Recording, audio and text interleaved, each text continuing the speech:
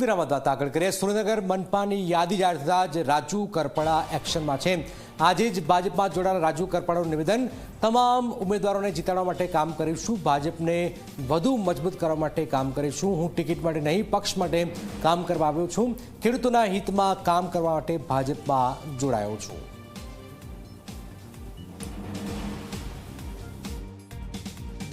ભાજપ દ્વારા ઉમેદવારોની યાદી જાહેર કરી દેવામાં આવી છે. સ્વાભાવિક છે કે સુરેન્દ્રનગર મહાનગરપાલિકાના ઉમેદવારો પણ જાહેર થઈ ચૂક્યા છે.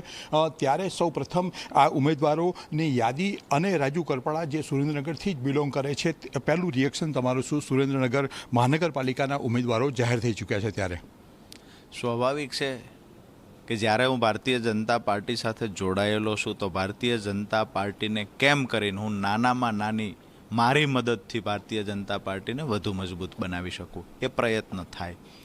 જ્યારે સુરેન્દ્રનગર મહાનગરપાલિકાના ઉમેદવારો જાહેર થયા છે, જ્યારે પણ પાર્ટી તરફથી કહેવામાં આવશે, જેને પણ મદદ કરવાનું કહેવામાં આવે, જેના માટે પ્રચાર પ્રસારનું કહેવામાં આવે, 100% રાજુ કરપડા એના માટે કામ કરશે. રાજુભાઈ, ખાસ કરીને જોવા જઈએ તો 2 ટર્મથી જે ચૂંટણી લડે છે એમાં ઘણા બધા લોકોને રિપીટ કરવામાં આવ્યા છે કે ભૂતકાળમાં એવા હશે કે જેની સામે તમે અવાજ ઉઠાવ્યો હશે, કે ઉમેદવારો સામે એવા ઉમેદવારો હશે કે જ્યારે તમે આપમાં હતા ત્યારે આંદોલન કર્યું હશે. નહીં, મારા ખ્યાલથી મેં સુરેન્દ્રનગરમાં એવા કોઈ વ્યક્તિગત કોઈ સાથે મારે વાંધો પણ નહોતો. સૌરાષ્ટ્રમાં પણ કોઈ વ્યક્તિગત કોઈ પણ ભારતીય જનતા પાર્ટીના નેતા સાથે, પદાધિકારી સાથે વ્યક્તિગત મેં ક્યારેય કોઈ આરોપ કે ટીકા ટિપ્પણી નથી કરી. લડવાની વાત બિલકુલ એની સામે અમારે વિવાદો હોય આવું બિલકુલ નથી. જેને પણ રિપીટ કર્યા હશે, જેના માટે પણ કામ કરવાની જે જવાબદારી સોંપવામાં આવશે એના માટે કામ કરશું. એક અપેક્ષા હતી, તમે જોડાવ છો, ટિકિટ મળશે. સુરેન્દ્રનગરના ઉમેદવારો જાહેર થઈ ચૂક્યા છે, ટિકિટ નથી. હું ક્યારેય પણ ટિકિટ માટેથી કોઈ પાર્ટીમાં જોડાયો હોય, ન તો ભૂતકાળમાં એવું બન્યું, નથી આજે એવું બન્યું. જો ટિકિટ માટે જોડાવાનું હોય તો આજથી 10 દિવસ પહેલાં જોડાયા હોય. ટિકિટ માટેનું કમિટમેન્ટ, ટિકિટની જવાબદારીઓ, મને એવું લાગે છે કે જ્યારે તમે ખરેખર લોકોનું ભલું કરવા માટે જાહેર જીવનમાં આવ્યા છો તો આ બધી વાતોમાંથી બહાર આવી અને લોકોના હિતમાં 2 નિર્ણય કેમ લેવાય છે, ખરેખર લોકો માટે કામ સારું કોણ કરે છે ને તો એવા લોકોને ચૂંટાઈને મોકલીએ. ભારતીય જનતા પાર્ટીની સરકાર ગુજરાતમાં છે, કેન્દ્રમાં છે, તો સ્વાભાવિક છે કે મહાનગરપાલિકામાં ભારતીય જનતા પાર્ટી હોય તો સ્વાભાવિક છે કે ખરેખર શહેરની સુખાકારી માટે ખૂબ સારા કામ થાય.